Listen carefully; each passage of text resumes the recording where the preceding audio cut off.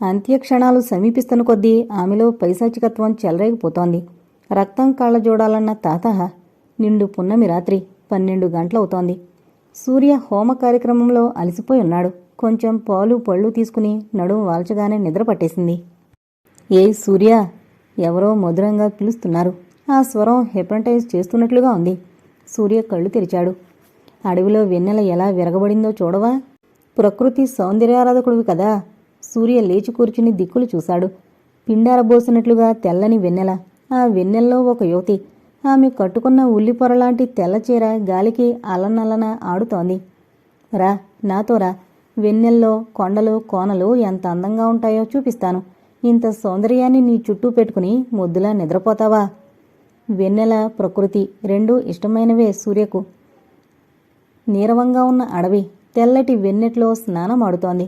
తెల్లచీర కట్టుకున్న యువతితో షికార్లు. మగవాడే పుట్టాక మధురమైన క్షణాలను అనుభవించకపోతే ఎందుకు? 28 ఏళ్ల నిండు యవ్వనంలో ఎన్నడూ తాకని మోహజ్వాల అతడిని చుట్టుముట్టింది.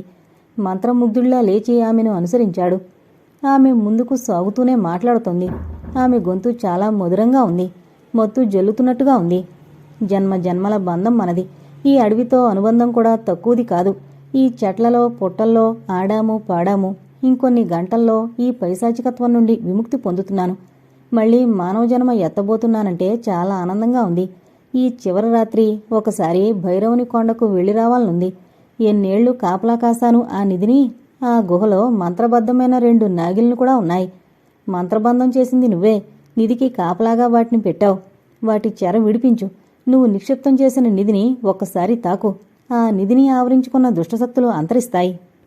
భైరవుని కొండకున్న పెద్ద బండరాయి మీద చెక్కిన కేతకీ బొమ్మకి ప్రాణం వచ్చినట్లుగా ఉన్నదామె. వేలి కొసలతో ఆ బండరాయిని ఇలా తట్టిందో లేదో ఆ బండరాయి నెమ్మదిగా పక్కకు జరిగింది. ఒక మనిషి మాత్రమే పట్టేంత సందు ఏర్పడింది అక్కడ. రా సూర్య, గుహలో ఏముందో ఒకసారి చూస్తే. ఎన్నో ఏళ్లుగా ఎవరికీ కనిపించక ఎందరినో ఊరిస్తున్న ఆ అపూర్వమైన నిధిని ఒకసారి చూస్తే. తనకా నిధిని కేతకి వరకట్నంగా ఇస్తానింది కదా. పెద్ద హాస్పిటల్ కట్టాలన్న తన కల నిజం చేసుకోవచ్చు. డబ్బుంటే ఎన్నెన్నో మంచి పనులు చెయ్యొచ్చు. ఎదురుగా కాంత కనకాలు ఊరిస్తున్నాయి అతన్ని. మోహపాసం మెడకు వేసి లాగుతున్నాయి. ఏనుగు కుంభస్థలం మీదకి లంఘించిన సింహంలా ఉన్నాయవి. గురుదేవుల ఉపదేశం పొందిన ఆత్మజ్ఞానం గాలికి కొట్టుకుపోయాయి. ఏమాత్రం మనసు చిక్కబట్టినా ఆ ఘోర ప్రమాదం జరకపోయేది. తోకచుక్కలా చుట్టుకుని పడగలెత్తిన 5 తలల నాగశేషు. పడగల మీద మెరుస్తున్న మాణిక్యాల వెలుగు గుహలోని చీకటిని పారదోలుతోంది. నాగశేషు శరీరమంతా మేలిమి బంగారంతో పడగలెత్తి బుసకొడుతోందా అన్నంత సహజంగా ఉంది. కళ్ళుండాల్సిన చోట ఎర్రగా కెంపులున్నాయి. ఆ ఒక్క నాగశేషు చేస్తుంది కోటాను కోట్ల విలువ. నాగశేషు పడగల కిందున్నాయి జోడు పెట్టెలు. నవరత్నాలతో కూడిన అపురూపమైన నిధి. కథలు కథలుగా ప్రచారమైన నిధి. ఆ పెట్టెలకున్న తాళాలు కేతకి తాకగానే విడిపోయాయి. పెట్టెలకున్న మూత తెరిచింది. చీకట్లో కణకణలాడే నిప్పుల్లా ఉన్నాయవి. ఒక్కసారి నీ చేత్తో వీటిని తాకు. వాటిని ఆవరించిన దుష్టశక్తులు అంతరిస్తాయి. నిధి నీ స్వంతమవుతుంది. ఇది నీకు నేనిస్తున్న వరకట్నం. ఇది గత జన్మలో తను నిక్షిప్తం చేసిన నిధా? ఇక్కడేనా కేతకి తల నేల మీద రక్తపు మడుగులో దుర్లుతూ జన్మ జన్మలకి వెంటాడతాను అని ప్రతినబూనింది. నువ్వు చేసిన మంత్రం దిగ్బంధనంలో ధనశక్తిగా మారిన ఆ నిధి నీ స్పర్శతో బంధనం విడి ధనలక్ష్మిగా మారి నీ వెంట వెలుస్తుంది. ఒక్కసారి నీ చేత్తో ఈ నిధిని తాకు. సూర్య తాకాడు. వేళ్ల తరబడి నిద్రలో ఉన్న క్షుద్రశక్తులు నరస్పర్శ తగిలి రుధిర దాహంతో కళ్ళు తెరిచాయి. కేతకి నవ్వింది. పెళ్ళుని నవ్వింది. పగలబడి నవ్వింది. భస్మాసురుడి కథ విన్నావా? తన చెయ్యి ఎవరి నెత్తిన పెడితే వాడు భస్మం కావాలని తపస్సు చేసి శివుడిని వరమడిగిన భస్మాసురుడు తన చేతిని తన నెత్తినే పెట్టుకుని భస్మం అయిపోయాడట. సరిగ్గా నీ విషయంలో అదే జరిగింది. నీ మంత్రదృష్టితో ఆవరించిన క్షుద్రశక్తులు నీ స్పర్శతో మేలుకున్నాయి. ఇంక చూసుకో, వేటకొక్కలై నిన్ను చీల్చి చెండాడతాయి. రక్తం ఏరులై పారుతుంది. ఆ రక్తంలో నేను స్నానమాడతాను. అప్పుడు కదా నా ఆత్మ శాంతించేది. సూర్యకు కమ్మిన మైకపు పొరలు విడిపోయాయి. కేతకి సృష్టించిన మాయాజాలంలో చిక్కానని అర్థమైంది. ఆ నిజం తెలిసేసరికి సమయం మించిపోయింది. ఏ నిధికి కేతకిని బలిచ్చాడో ఆ నిధికే కేతకి తనని బలి చేస్తోంది. సూర్య పొరుగు పొరుగున బయటకొచ్చాడు. అతడు అడుగు బయట పెడుతూనే గుహద్వారం మూసుకుపోయింది. ఎదురుగా వేటకొక్కల్లా మునిరాజు ముఠ. నీకు నిధి రహస్యం తెలుసునన్న మా ఊహ నిజమైంది. ఒకనాడు మనందరం ఈ నిధి కోసం ప్రయత్నించిన వాళ్ళమే. కానీ నువ్వొక్కడవే నిధి దక్కించుకోవాలన్న ఆశ పుట్టింది. తపస్సు పేరుతో వచ్చి చేరావు. ఏదో మంత్రతంత్రాలు నిర్వహించావు.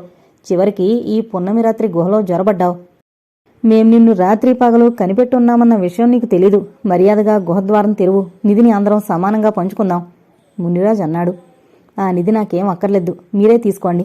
కానీ నాకు గుహద్వారం తెరవడం తెలీదు. కేతకి తెరిచి నన్ను లోపలికి తీసుకుపోయింది. కథలు చెప్పకు, మర్యాదగా ద్వారం తెరువు పీర్ సాహెబ్ కరుగ్గా అన్నాడు. కథ కాదు, నిజం. కేతకి నన్ను నిద్రలేపి తీసుకొచ్చింది ఇక్కడికి. ఆమె నన్ను గుహలోకి తీసుకుపోయింది. ఆ నిధిని ఏవో దుష్టశక్తులు ఆవరించున్న మాట నిజం. నాకు భయం వేసి బయటకొచ్చాను. ఏముందక్కడా అడిగాడు మారుతి పట్టలేని కుతూహలంతో. చీకటి, నాకేమీ కనిపించలేదు. భయం వేసి బయటకొచ్చాను. కావాలనే అబద్ధం చెప్పాడు. నిదుందని చెబితే తనని వదలరని తెలుసు. చీకటిగా ఉండడం అబద్ధం. మేం పరిగెత్తుకునొస్తుంటే వెలుతురు కనిపించింది. ఇక్కడంతా అతీత శక్తుల మాయాజాలం నిండుంది. మీకేం కనిపించిందో ఏమో. వీడు మంచి మాటలతో చెప్పేలా లేడురా. జేబులోంచి బటన్ చాకు తీశాడు పీర్ సాహెబ్. చాకు మన సూర్య గొంతు కానించాడు. మీరు పొడిచినా చంపినా గుహద్వారం తెరవడం నాకు తెలీదు. వాళ్ల నుండి తనను కాపాడుకోవడానికి పారిపోవడం మినహా మరో ఉపాయం తోచలేదు సూర్యకు. పరుగు తీయడం ప్రారంభించాడు. వెనక తోడేళ్లు తరుముతున్నట్లుగా మునిరాజు ముఠ. పుచ్చపువ్వులా ఉన్న వెన్నెల్లో అంతా స్పష్టంగా కనిపిస్తోంది. సూర్యుని వాళ్లు చుట్టుముట్టడానికి ఎంతోసేపు పట్టలేదు. ఎంత ప్రయత్నించినా గుహలో ప్రవేశ మార్గం చెప్పని సూర్య మీద కసి పెరిగిపోయింది. చాకులతో శరీరమంతా చిల్లులు పడేలా పొడిచారు. ఆగ్రహం పట్టలేని మునిరాజు ఏకంగా కత్తిని అతని గుండెల్లోనే దింపాడు. గండిపడిన చెరువులా అతడి శరీరమంతా రక్త ప్రవాహమైంది. మడుగు కట్టిన రక్తంలో అతడి శరీరం దొర్లుతుంటే కేతకి నవ్వుతోంది. ఆమె నవ్వులో మహదానందం. మూతలు పడుతున్న కళ్లను బలవంతంగా ఎత్తి, ఇప్పుడు తృప్తి కలిగిందా? నీ ఆత్మ శాంతించిందా? అన్నాడు. సూర్య కళ్ళు మూతలు పడ్డాయి. రుధిరపానంతో తృప్తి చెందిన క్షుద్రశక్తులు సెలవు తీసుకున్నాయి. నిద్రలో ఉన్న దేశికాచారికి హఠాత్తుగా ఎవరో కొట్టినట్టుగా మెలకు వచ్చింది. పక్కన చూస్తే సూర్య లేడు. అతడి మనసెందుకో కీడును శంకించింది. సూర్య కోసం బయలుదేరాడు. అతడొచ్చేసరికి అంతా అయిపోయింది. సూర్య శవాన్ని ఈడ్చుకుపోతున్నారు మునిరాజు వాళ్ళు. లోయలోకి విసిరేద్దాం, కాకుల గెద్దలు పీకు తింటాయి. ఎవరైనా చూస్తే పోలీసులతో తంట, గొయ్యితవ్వి పూడ్చి పెడదాం. అనవసరంగా చంపేశాం మునిరాజు. నిధి రహస్యం వాడితోనే అంతమైపోయింది కదా. వాడు బ్రతికినా చెప్పేవాడు కాదు. ఎప్పుడో మనకు తెలియకుండా నిధిని వాడే చంకబెట్టుకుని పోయేవాడు. దేశకాచారి చెట్టుచోట నుండి వాళ్ల మాటలు వింటున్నాడు. అతడికి దుఃఖం ఆగింది కాదు. ఒక్కసారి సూర్యను చూడాలనుంది. కానీ ఈ సమయంలో ఆ దుర్మార్గుల కంటపడితే వాళ్లు తనని వదిలిపెట్టరు. చంపి సూర్యతో పాటు తనని పాతి పెడతారు. ఎందుకిలా జరిగింది? సూర్య దగ్గరున్న యోగశక్తి అతడిని కాపాడలేకపోయింది. ఎప్పుడూ వెన్నంటి తోడుగా ఉండే మారుతి అతడిని అనుగ్రహించలేకపోయాడు. ఏ యోగశక్తి, ఏ దేవుడు లేని ఆయుష్ను ఇవ్వలేరు కదా. అతడి జాతకంలో స్పష్టంగా యమగండముంది. పసిబాలుడిగా ఉన్నప్పుడే రక్కసి పూతనను చంపి శకటాసురుణ్ణి తుత్తినీయులను చేసి కాళింది పేచమణిచి కంసమామను హతమార్చి తన లీలలు చాటుకున్న శ్రీకృష్ణుడంతటి వాడే బోయవాడి చేతిలో బాణపు దెబ్బతిని అసువులు బాశాడు. రామావతారంలో దొంగచాటుగా బాణం వేసి వలిని చంపిన పాపం శ్రీకృష్ణుడిగా పుట్టి బోయవాడి చేతిలో ప్రాణాలు పోగొట్టుకోవడానికి కారణమైంది. దేవుడికే కర్మఫలం తప్పలేదు. మానవుడెంత వీరికి తన యోగశక్తిని అడ్డువేయడం సూర్యకి ఇష్టం లేకపోయిందేమో. గత జన్మలో చెంచు పిల్లను హత్య చేసిన పాపం అతడిని ఈ విధంగా వెంటాడి వేటాడింది. ఎక్కడ జయసూర్య, ఎక్కడ భైరవుని కొండ. చివరికి ఇక్కడికే వచ్చి మట్టిలో కలిశాడు. మునిరాజు వాళ్ళు సూర్యుని పూడ్చి మట్టి కప్పి వెళ్ళిపోయాక వెళ్ళి 3 దోసెళ్ల మన్ను పోశాడు దేశికాచారి. ఇద్దరూ కలిసి వెళ్లారు కదా, నా కొడుకేడి అని అడిగితే ఏం చెప్పాలా వృద్ధ తండ్రికి? ఈ అడవిలో అనాథ శవం కాకుండా తన సహచరుడి కన్నీటి చుక్కలు నోచుకున్న జయసూర్య కొంతలో కొంత పుణ్యం చేసుకున్నాడేమో. తర్వాత దేశికాచారి ఏం చేశాడు? మునిరాజు ముఠాకి భైరవుని కొండలోని నిధి దొరికిందా అన్న ప్రశ్నలకి నేను సమాధానం చెప్పలేను. జయసూర్య కథ అక్కడితో ఆఖరైపోయింది కాబట్టి. ఆ మధ్య యథార్థ సంఘటన అంటూ రాయబడిన ఒక కథ చదివాను. 5 ఏళ్ల పిల్లాడు తన పూర్వజన్మలో పలానా ఊళ్ళో పలానా వారి కొడుకునని, తన 25వ ఏట హత్యకు గురయ్యానని చెబుతాడు. ముందు ఆషామాషిగా తీసుకున్న ఆ పిల్లవాడు పదే పదే చెబుతుంటే వాస్తవం ఎంతో తెలుసుకోవాలనుకుంటారు తల్లిదండ్రులు.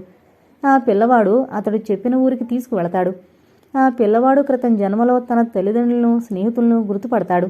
తనని హత్య చేసి పూడ్చిపెట్టిన స్థలాన్ని కూడా చూపి అందరినీ ఆశ్చర్యచకితుల్ని చేస్తాడు. నాకంత స్పష్టంగా గత జన్మ జ్ఞాపకాలు లేకపోయినా అప్పుడప్పుడు నా మనఃపలకం మీద సినిమా రీలులా తిరిగే కొన్ని దృశ్యాలను బట్టి నాకొచ్చే కలలను బట్టి జయసూర్య కథ చెప్పాను. నేను ఊహించిందంతా నిజం కాకపోవచ్చు, నిజం కానువచ్చు. జయసూర్య కథలో వచ్చిన కొందరి పేర్లు నిజంగా అవి కాకపోవచ్చు. నా మనసుకు తోచినట్లుగా రాశాను. ఆ ఊరు, ఆ నది, ఆ మెట్లు ఆంధ్రదేశంలో సరిగ్గా ఎక్కడున్నాయో చెప్పలేను. కొందరిని చూసినప్పుడు వీళ్ళు నాకు బాగా తెలుసు అనిపిస్తూ ఉంటుంది. కానీ ఎలా తెలుసో స్పష్టంగా తెలీదు. అలాగే నిన్ను రోడ్డు మీద మొదటిసారి చూడగానే నాకు బాగా తెలిసిందని అనిపించావు. అంతకు మించి కావలసిందని అనిపించావు. హరిచంద్రమైనా కావచ్చు, చంద్రరేఖమైనా కావచ్చు. ఒకసారి ఆ ఊరికి వెళ్లాలని, ఆ రుద్రుణ్ణి పరామర్శించాలని ఉంది. ప్రయత్నిస్తే ఆ ఊరు ఎక్కడో తెలుసుకోకపోను. నేను సింగపూర్ నుండి వచ్చాక అదే ప్రయత్నంలో పడతాను. మనం కలుసుకునే శుభగడియ దగ్గర పడుతోంది కౌస్తుభ. ఆ రోజు నీ నుండి ఎటువంటి స్వాగతం లభిస్తుందోనని భయంగా ఉంది. నా మెడలో పూలహారం వేస్తావో? బహుశా ఇది నా చివరి ఉత్తరం అనుకుంటాను. మీ మామయ్య పెట్టిన గడువు ముగియగానే వచ్చి నిన్ను కలుసుకోవడమే. సరే, నేనిక ఉంటాను. ఇట్లు నీ శ్రీ. జయసూర్య కథ అయిపోయినా ఇంకా కొంత సస్పెన్స్ అలాగే ఉండిపోయింది మావయ్య. అవునన్నట్లుగా ఆయన తలాడించాడు. తానే ఒప్పుకున్నాడు కదా జయసూర్య గురించి తను రాసిందంతా నిజం కాకపోవచ్చునని. అంతా ఏమిటి, కొంత కూడా నిజం ఉండదని నా ఉద్దేశం. తనకి పడే పిచ్చి పిచ్చి కలలకి, పిచ్చి ఆలోచనలకి పూర్వజన్మ జ్ఞాపకాలన్న రంగు పులిమి ఏదో రాశాడు.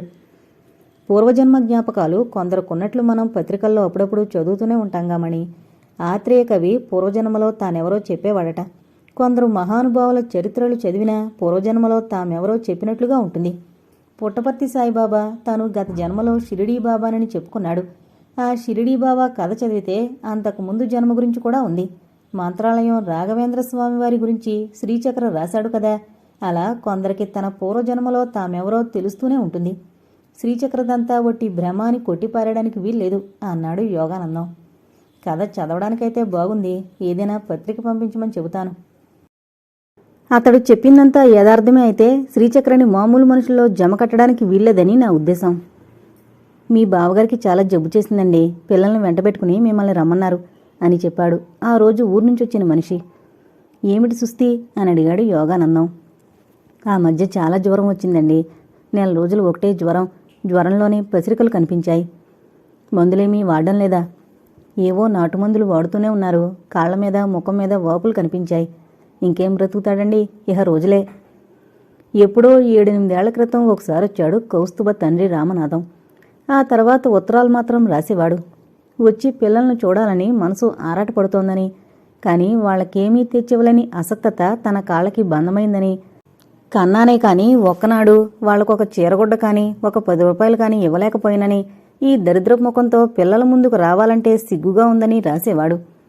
ఈ పిల్లలకి తండ్రి మీద పెద్ద ఇదేమీ లేదు. అత్తామామ చచ్చిన తల్లిని, బ్రతుకున్న తండ్రిని ఎప్పుడో మరిపించారు.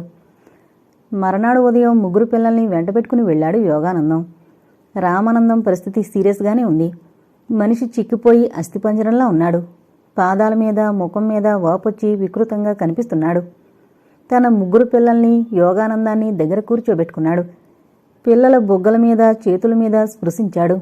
ఒకసారి మతున్నట్లుగా, ఒక్కోసారి లేనట్లుగా మాట్లాడుతున్నారు. 3 ఆడపిల్లలు. వీళ్ల పెళ్లిళ్ళ గురించి నాకు చింత లేదనుకోకు యోగానందం. వీళ్లను పెంచడంలో, చదివించడంలో నేనేమీ నీకు సాయం చేయలేకపోయాను. కనీసం పెళ్లిళ్ల కోసమైనా నేనేమీ చేయకపోతే నన్ను దేవుడు కూడా క్షమించాడు. నీ దగ్గరేముంది ఇచ్చిపోవడానికి రాళ్ళు తప్ప? రామనాథం విధవప్పగారు వెటకారం చేసింది. ప్రపంచంలో అతి విలువైనవిగా చెప్పబడే వజ్రాలన్నీ కనుక్కోకముందు రాళ్లే కదా అక్క. అందుకే కదా రోజు బుట్టెడు రాళ్లు తెప్పించి దొడ్లో రాళ్లగొట్ట పోగేశావు. అక్కకేమీ తెలీదు యోగానందం. రవ్వలు రాళ్లలోంచే వస్తాయని ఆమెకు తెలీదు. వజ్రకరుడులో, వజ్రగంలో కొంతకాలం పనిచేసిన వాణ్ణి. నాకా మాత్రం తెలీదా? నువ్వు నన్ను పిచ్చివాడి కింద జమకట్టకేం? నా ఇన్నేళ్ల శ్రమ, అన్వేషణ వృధా పోలేదు తెలుసా? కొద్ది రోజుల క్రితం వజ్రప్రాయి నా చేతికొచ్చింది. దాన్ని తీసుకువెళ్లి ఎవరైనా వజ్రాల నిపుణుడికి చూపించాలనున్నా పల్లెటూరు వాణ్ణని వాళ్ళు నన్ను ఎక్కడ మోసం చేస్తారోనని భయమేసి ఊరుకున్నాను. నువ్వు పట్నంలో ఎవరినైనా వజ్రాల వ్యాపారిని పట్టుకో, ఈ రాయి చూపించు. ఏమాత్రం మోసం జరగకుండా జాగ్రత్త పడు. అది లక్షలు ఖరీదు చేస్తుందని నా నమ్మకం. దానికి సరైన ఖరీదు కట్టించేవాడు దొరికితే లక్షలొస్తాయి. ఆ డబ్బుతో నా 3 పిల్లల పెళ్లిళ్లే కాదు, నీ కూతుళ్ల పెళ్లిళ్ళు కూడా మహారాజులా చెయ్యొచ్చు అంటూ దిండు కింద నుండి ఒక రాయి తీసిచ్చాడు యోగానందం చేతికి. రాయి మామూలుగానే ఉంది, కాకపోతే పగులు రాయి. తెలుపులో కొద్దిగా రంగులో కలిసుంది. స్ఫటికంలా ఒక విధమైన మెరుపుంది. ఇలాంటి రాళ్ళు ఎక్కడైనా దొరుకుతాయి. అది అంత అపురూపంగా తన చేతికిచ్చి లక్షలు ఖరీదు చేస్తుందని చెబితే ఇంకెప్పుడైనా అయితే పక్కున నవ్వేవాడు యోగానందం. అవసాన దశలో ఉన్న బావగారిని అవహేళన చేయడం, మనసు నొప్పించడం బాగుండదనుకున్నాడు. అలాగే బావా, సిటీకి వెళ్ళాక మంచి ధర కట్టే వజ్రాల వ్యాపారికి చూపిస్తాను. అమ్మామణి, ఇది జాగ్రత్తగా దాచు అంటూ కౌస్తుభ చేతికి అందించాడు. అది ఎవరికైనా చూపి వజ్రప్రాయి ఏమో చూడండని చెబితే తమని పిచ్చివాళ్లను చూసినట్లు చూడరు, దాన్ని దాచడం కూడానా? కౌస్తుభ ఆ రాయిని పట్టుకెళ్లి దొడ్లో గుట్టలా పడున్న పొలుగురాళ్లలో పడేసింది. నేను ఈ ఒక్కరోజుకే సెలవు పెట్టొచ్చాను బావా, రేపు నేను వెళ్ళి సెలవు పొడిగించొస్తాను, పిల్లలు ఇక్కడే ఉంటారు. ఆ రాత్రి పడుకునే ముందు చెప్పాడు. ఆ రాత్రి మంచి నిద్రలో ఉంది కౌస్తుభ. నా జీవితమంతా అన్వేషించి సాధించిన గెలుపు కదమ్మా అది. అది నిజంగా వజ్రపురాయి తల్లి, రాళ్లకొప్పలో పడేసి నా మనసుకు శాంతి లేకుండా చేశావు కదా. తండ్రి తన తల దగ్గర నిలబడి అంటున్నట్లుగా అనిపించింది కౌస్తుభకు. ఎవరో తట్టి లేపినట్లుగా మెలకు వచ్చేసింది. ముంజేతుకున్న వాచిలోకి చూస్తే రాత్రి 2 అయింది. పక్కనే 2 చెల్లెళ్ళు గాఢ నిద్రలో ఉన్నారు. యోగానందం కూడా మంచి నిద్రలో ఉన్నాడు. కౌస్తుభ దిగ్గున మంచం మీద పడుకున్న తండ్రిని చూసింది. అతని నోరు తెరుచుకునుంది. కళ్ళు మెటకరించి చూస్తున్నట్లుగా మిద్దె కప్పుకేసి చూస్తున్నాయి. ఎంతసేపు చూసినా ఆ కళ్ళు రెప్ప వాల్చడం లేదు. భయపడిపోయింది కౌస్తుభ.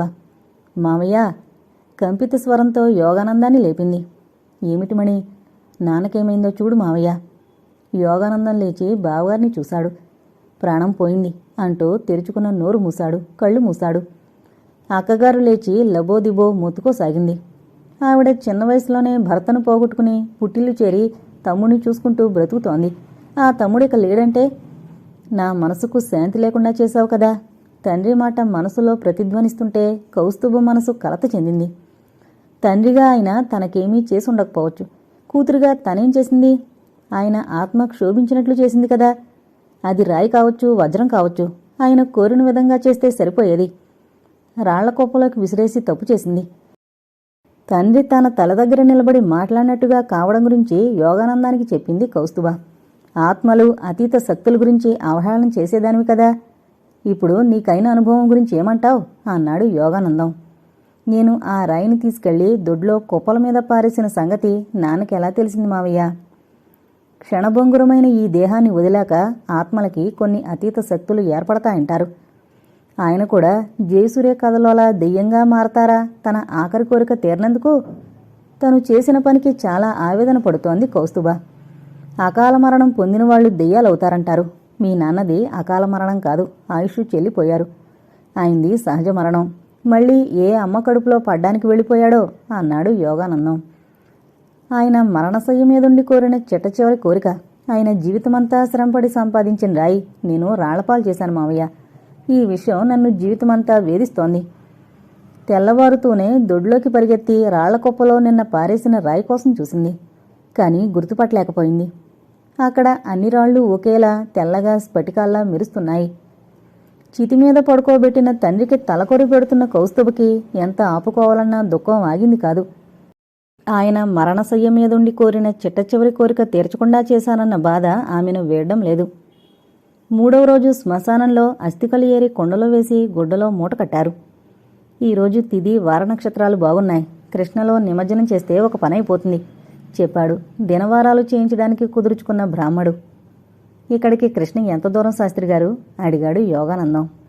రామాపురం పక్కనే కదండి కృష్ణ. రామాపురం ఇక్కడికి 2 మైళ్ళు. ఇటునుండిటే బయలుదేరితే అరగంటలో రామాపురం చేరుకుంటాం. అస్థికలు కృష్ణలో నిమజ్జనం చేసి అందులో మునిగొస్తే ఒక పనైపోతుంది. అటునుండటే బయలుదేరారు అస్థికలు కృష్ణలో కలపడానికి. 30 గంట పట్టింది రేవు చేరుకోవడానికి. బ్రాహ్మడు మంత్రాలు చదువుతుంటే తండ్రి అస్థికలు కృష్ణలో కలిపింది కౌస్తుభ. కృష్ణలో 3 మునకలు వేసి పైకెక్కమ్మా, నేను స్నానం చేసొస్తాను చెప్పాడు బ్రాహ్మడు. 3 సార్లు మునిగి పైకిలేస్తుంటే రేవులోని మెట్లు పైకి వెళ్లి ఆఖరి చోట గుట్ట మీద బంగ్లా ఒకటి కనిపించింది. మావయ్య సంభ్రమంగా అరిచింది కౌస్తుభ. మేనకోడలు చూపించిన వైపు చూశాడు యోగానందం. జయసూర్య కథలో వర్ణించినట్లుగా గుట్ట మీద బంగ్లా, బంగ్లా నుండి రేవు వరకు మెట్లు. ఆ బంగ్లా ఎవరిదండి శాస్త్రిగారు? ఉద్విగ్నంగా అడిగాడు యోగానందం. రామాపురం జమీందారు వెంకటకృష్ణ భూపాల్ గారిదండి, చెప్పాడు బ్రాహ్మడు. ఆయన ఇప్పుడు ఉన్నారా? లక్షణంగా ఉన్నారు. ఎందుకలా అడుగుతున్నారు? ఆయనకి పిల్లలున్నారా? ఒక కొడుకుండేవాడు. అతడు చెప్పకుండా ఎటో వెళ్ళిపోయాడు. సన్యాసుల్లో కలిసిపోయాడని, హిమాలయాల్లోకి వెళ్ళిపోయాడని, కాదు చచ్చిపోయాడని రకరకాలుగా చెప్పుకుంటారు జనాలు. నిజం పరమాత్ముడికే తెలుసు. ఆ కొడుకు ఏనాటికైనా తిరిగొస్తాడని ఈ ముసలాయన కళ్ళల్లో ఒత్తులు వేసుకుని ఎదురు చూస్తున్నాడు. ఆ కొడుకేమో వెళ్ళిపోయి 30 ఏళ్ళు అవుతోంది. ఇంకేం వస్తాడు ఈ ముసలాయన చాదస్తం కాకపోతే? అతను డాక్టరా? అవును, డాక్టరే. ఆ కాలంలో ఈ చుట్టుపక్కల ప్రాంతాలకంతా విదేశాలకు వెళ్ళొచ్చిన డాక్టర్ ఇతనొక్కడే. ఈ సంగతి మీకెలా తెలుసు? శాస్త్రిగారు ఆశ్చర్యపోయారు. ఎవరో అంటుంటే విన్నాం. ఒకసారి ఆ బంగ్లాలోకి వెళ్ళి చూడాలనుంది. వెళ్ళనిస్తారండి? కౌస్తుభ్ అడిగింది. వెళ్ళనివ్వకపోవడానికి అక్కడెవరూ వాచ్మెన్ ఉండడు. ఎవరైనా వెళ్ళొచ్చు. అయితే ఆ ముసలి జమీందారు చాలా సాధువులే అమ్మా. జమీందారులకి సహజంగా దురహంకారం, డాబు, దర్పం ఆయనకి ఏనాడూ లేవు. ఈ చుట్టుపక్కల జనాలకంతా ఆయనంటే గొప్ప అభిమానం. ఆయన కష్టం తమ కష్టంగా భావిస్తారు. ఒకసారి ఆ బంగ్లాలోకి వెళ్ళొద్దామా మామయ్య? మధ్యాహ్నం అయింది, ఆకలిస్తోంది. మరోసారి వెళదాంలే అమ్మా. తండ్రికి పెద్ద కూతురిగా తలకొరువు పెట్టావు. పితృకర్మ పూర్తి చేసే వరకు ఎవరిళ్ళకి వెళ్లకూడదన్నది ఆచారం. ఆ తర్వాత నీ ఇష్టం అన్నాడు శాస్త్రిగారు. రామనాథం శ్రాద్ధకర్మ ఆ రోజుతో పూర్తయింది. ఒకరోజు దేవాలయంలో నిద్ర చేయిందే ఎవరిళ్ళకి వెళ్లకూడదని శాస్త్రిగారు చెప్పడంతో అది కూడా చేశారు. తమ్ముడు లేనింట్లో ఒక్కదానివి ఎలా ఉంటావు? వచ్చి మాతో ఉండిపో అని చెప్పాడు రామనాథం అక్కగారితో. ఆవిడ ఆ ఊరు విడిచి రావడానికి ఒప్పుకోలేదు. ఆవిడ ఉన్నంతవరకు ఆ ఇల్లు కానీ, వాళ్లకి ఎన్నాళ్ళు భుక్తి గడిపిన పొలాలు గాని ముట్టకూడదన్న నిర్ణయానికొచ్చిన యోగానందం కౌస్తుభుకి అదే మాట చెప్పాడు. అలాగే మావయ్య, అత్త బ్రతుకున్నంతవరకు ఇక్కడ ఇల్లు గాని పొలాలు గాని అమ్మే ప్రసక్తి లేదు, కౌస్తుభ కూడా చెప్పింది. సెలవులు లేకపోవడం వల్ల యోగానందం వెళ్ళిపోయాడు. ఇక్కడ వ్యవహారాలు చక్కబెట్టి 2-3 రోజుల్లో తను వస్తానని చెప్పింది కౌస్తుభ. వయసు పైబడ్డం వల్ల వంగిపోయిన నడుము, తెల్లబడిన వెంట్రుకలు, చూపు తగ్గినట్లుగా చిట్లించి చూస్తున్న కళ్ళు. అయినా ఆ ముఖంలో ఒక విధమైన గాంభీర్యం టీవీ. చేతిలో పొన్నుకర సాయంతో ఆయన బంగ్లాలోంచి బయటకొస్తున్నాడు.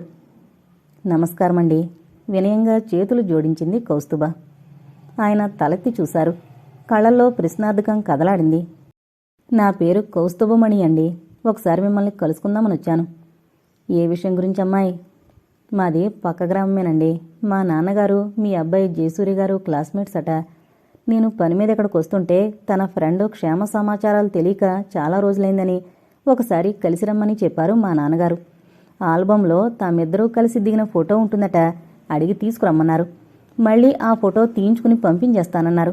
మీ అబ్బాయి ఇక్కడే ఉన్నారా, విదేశాల్లో ఉన్నారా? జవాబు ఒక్క మాటలో చెప్పేది కాదు అన్నట్లుగా లోపలికి వెళదాం రామ్మా అన్నారు. వెనుతిరిగి బంగ్లాలోకి నడుస్తూ ఆయన్ని అనుసరించింది కౌస్తుభ. హాల్లో కూర్చోబెట్టారు కౌస్తుభను. మంగా, ఆయన కేక విని నడివయసులో ఉన్న ఒక ఆమె లోపల నుండి వచ్చింది. ఏంటి బాబుగారు అంటూ. ఆమె ఆ ఇంట్లో పనిచేసే మనిషిలా ఉంది. నా గదిలో టేబుల్ మీద బాబు ఫోటోలున్న ఆల్బం ఉంది, ఇలా పట్రా. ఆమె వెళ్ళింది తీసుకురావడానికి. బాబు సంగతులేవి మీ నాన్నగారికి తెలియవన్నమాట. ఆయన స్వరంలో ఏదో వ్యధ. ఆయన ఇక్కడ లేరా? ఇక్కడ లేడు. ఎక్కడున్నాడో తెలీదు. అదేంటి? 25 ఏళ్లు గడిచిపోయాయి. వాడు ఇంటి నుండి వెళ్ళిపోయి సలేశ్వరం వెళుతున్నానని ఒక ఫ్రెండ్తో కలిసి వెళ్ళాడు, అంతే. మరి తిరిగి రాలేదు. హిమాలయాలు దర్శించాలని ఉందంటూ అటునుండటే వెళ్ళిపోయాడట. ఆ ఫ్రెండు పేరేమిటి? సుబ్రహ్మణ్య స్వామి. మన పక్క గ్రామమే అయింది. ఆయన ఉన్నారా ఇప్పుడు? ఉన్నాడు. వారం రోజుల క్రితం వచ్చి వెళ్ళాడు కూడా. తమ ఊరు నుండి వెళ్లిన ఒక యాత్రా బృందానికి హరిద్వార్లో మా బాబు కలిశాడట. గెడ్డం మీసం పెంచి కాషాయం గుడ్డలు కట్టి సన్యాసిగా మారాడట. అయ్యో, ఆయన సన్యాసి ఎందుకయ్యారు? వాడు అమెరికాలో చదువు పూర్తి చేసి వచ్చేసరికి ఇంటి దగ్గర వాడికి ఊహించని పరిస్థితులు ఎదురయ్యాయి. బాగా చితికిపోయిన తమ ఆర్థిక పరిస్థితి చూసి కినుడయ్యాడు. క్రమంగా విరక్తి పెంచుకున్నాడు. అనుకున్నది సాధించకపోతే ఎందుకీ జీవితం అనుకున్నాడో మనసును ఆధ్యాత్మిక పదంలోకి మరల్చుకున్నాడు. చివరికి సన్యాసుల్లో కలిసిపోయాడు. ఆయన భారంగా ఒక నిట్టూర్పు విడిచి కుర్చీలో వెనక్కి వాలారు. ఆయన తిరిగొస్తారని మీరనుకుంటున్నారా? మా బాబుకి నేనంటే చాలా ప్రేమ. ఎందుకిలా చేశాడో తెలీదు. నేను కన్ను మూసేలోగా తప్పక నన్ను చూసేందుకు వస్తాడనే నా నమ్మకం. ఆల్బమ్ తెరిచి చూసింది కౌస్తుభ. ఈయనేనా డాక్టర్ జయసూర్య గారు? ఆయన తలాడించాడు. ఫోటోలో చాలా అందంగా ఉన్నాడు జయసూర్య. మనోహరమైన రూపం. ఒకచోట తండ్రి కూర్చుంటే అతడు పక్కన నిలబడి తీయించుకున్న ఫోటో ఉంది. ఫుల్ సూట్లో ఉన్నాడు. సమున్నతమైన విగ్రహం. ఆడపిల్లల గుండెల్లో వలపులు రేపే పర్సనాలిటీ. ఇదొక విచిత్రమైన అనుభవం. అతడి కథ చదివాక అతడిని ఫోటోలో చూస్తోంది. ఇందులో మా నాన్నగారితో ఫోటో లేనట్టుందండి. ఇంకెక్కడైనా పెట్టారో ఏమో. ఆల్బమ్ మూస్తూ అంది. ఈ ఊళ్ళో హరిచందన్ అన్న అమ్మాయి ఉందా? ఆ పేరున్న వాళ్ళు ఎవరూ లేరే. డ్యాన్స్ చేస్తుంది, పాటలు పాడుతుంది. ఆమె పేరు హరిచందన కాదు, హిమబిందు. కౌస్తుభ ముఖంలో ఉద్విగ్నత చోటు చేసుకుంది. ఆమె ఉందా? ఆమె నిన్ననే అమెరికా వెళుతున్నాను, ఆశీర్వదించండి బాబుగారు అంటూ వచ్చి నా ఆశీస్సులు తీసుకుని వెళ్ళింది. అమెరికా వెళ్ళిందా? తన డ్యాన్సు ట్రూపుతో నృత్య ప్రదర్శనిచ్చేందుకు విదేశాల్లో ఉన్న మన తెలుగు వాళ్ల ఆహ్వానం మీద వెళ్ళింది. ఆమె అమెరికా వెళ్లడం ఇది 3వసారి. ఒక పల్లెటూరు పిల్ల అంత గొప్ప డాన్సర్ కావడం ఆశ్చర్యం గొలుపుతోంది. మా బాబు ఇంటి నుండి వెళ్ళిపోయే ముందు హిమబిందు వాళ్ళింటికి వెళ్ళి ఆమె ఎంతవరకు చదువుకుంటే అంతవరకు చదివిస్తానని, ఆమె నాట్యతార కావడానికి ఎంత ఆర్థిక సహాయమైనా చేస్తానని మాటిచ్చాడట. ఆ విషయం మా బాబు డైరీలో రాసుకున్నాడు. మా బాబు వెళ్ళిపోయాక మా బాబిచ్చిన మాట నిలబెట్టడం తండ్రిగా నా కర్తవ్యం అనిపించింది. ఆమె చదువుకోవడానికి, నృత్యం అభ్యసించడానికి ఆర్థిక సహాయం అందించాను. అందుకే నేనంటే ఆమెకు చాలా భక్తి. నా ఆశీస్సుల్లేందే ఆమె ఏ పని చేయదు. నేను ఆమెకు చేసింది కొద్దిపాటి ఆర్థిక సాయమైనా ఆమె నాకు కొండంత పేరు తెచ్చిపెట్టింది. ఎవరికి ఇంటర్వ్యూ ఇచ్చినా తను ఆ స్థాయికి చేరుకోవడానికి ఆ మహానుభావుడే కారణమంటూ నాకు కృతజ్ఞతాంజలులు ఘటిస్తుంటుంది. ఆమె మన దేశం గర్వించదగిన నాట్యతారగా రూపుదిద్దుకోవడం నన్ను ఆనందపరిచిన విషయాల్లో ఒకటి. ఆమెకు వివాహమైందా? పెళ్లి చేసుకోవా అని అడిగితే నా జీవితం నాట్యానికే అంకితం అంటుంది. ఇహ ఇప్పుడు వయసు కూడా అయిపోయింది. 40వ పడిలో పడింది. ఇంకేం పెళ్లి చేసుకుంటుంది? కొందరి జీవితాలు ఎందుకో అలా మిగిలిపోతాయి.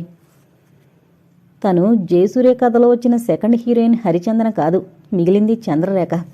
మై గాడ్, పూర్వజన్మలో తను దెయ్యమై ఈ బంగ్లాలో తిరిగిందా? సూర్యను పట్టి పీడించి అతడి చావుకు కారణమైందా? కేతకి కదా, మరీ విచిత్రం కదా.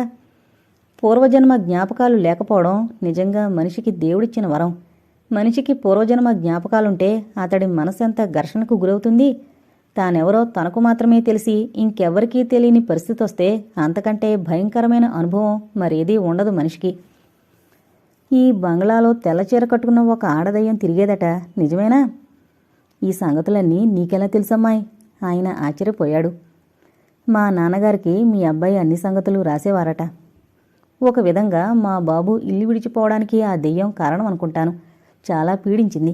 దాని బాధ తట్టుకోలేక హనుమంతోపాసన చేశాడు. అయినా అతడిని అస్థిరత్వానికి గురిచేసి ఇల్లు విడిపించి చివరికి సన్యాసుల్లో కలిపింది. నిజంగా దెయ్యాలున్నాయంటారా, లేక మన భ్రాంతి అంటారా? భ్రాంతి కాదు, ఉన్నాయని అనిపిస్తోంది. తెల్ల చీర కట్టుకుని తిరిగే ఒక స్త్రీ ఆత్మను నేను ఈ బంగ్లాలో 2-3 సార్లు చూడడం జరిగింది. ఎన్నోసార్లు ఆమె ఈ బంగ్లాలో తిరుగుతున్నట్లుగా గజ్జెల శబ్దం విన్నాను. తెల్లచీర కట్టుకుని పనివాళ్లకి కనిపించేదట. గజ్జెల శబ్దం కూడా అందరికీ వినిపించేదట. పనివాళ్లంటే గుర్తొచ్చింది. మీ నమ్మిన బంటు రామ్దత్ ఉన్నాడా? రామ్దత్త? ఆ పేరుతో పనివాళ్ళెవరూ లేరే. రామ్లాల్ అని ఒకడుండేవాడు. వాడు పోయాడు. పోతూ పోతూ కోడలికి నన్ను అప్పగించిపోయాడు. మధు అని మా బాబు దగ్గర కాంపౌండర్గా పనిచేసేవాడు. మంగ ఆమె పేరు. కొంచెం చదువుకుందే. నా ఆస్తి వ్యవహారాలు కూడా చూస్తుంటుంది. డబ్బు తీసుకోవడం, డబ్బు దాచిపెట్టడం అంతా ఆమె చేస్తుంది. నా చీకటి జీవితంలో మంగను ఒక చిన్న దీపంలా వెలిగించిపోయాడు మా రామ్లాల్. ఈ ఆల్బంలో ఉన్న ఫోటోల్లో ఎవరెవరో తెలియడం లేదు. జయసూర్య గారితో అమెరికా వెళ్లిన 2 స్నేహితుల ఫోటోలు ఇందులో ఉన్నాయా? ఉన్నాయి. భూపాల్ గారు ఒక్కో ఫోటో చూపుతూ ఎవరో చెప్పసాగారు. ఈ ఆల్బం నాకిస్తారా? ఇది మా డాడీకి చూపించి మళ్ళీ జాగ్రత్తగా తెస్తాను. ఇస్తారా? రోజుకొక్కసారైనా ఈ ఆల్బం తిరగకపోతే నాకు నిద్ర పట్టదు. అడిగావు కదా, లేదు అని చెప్పే స్వభావం కాదు నాది. తీసుకెళ్ళి మళ్ళీ జాగ్రత్తగా తెచ్చివ్వాలి. ఏం తెచ్చిస్తావు కదా అమ్మాయి? తప్పకుండా తెచ్చిస్తానండి.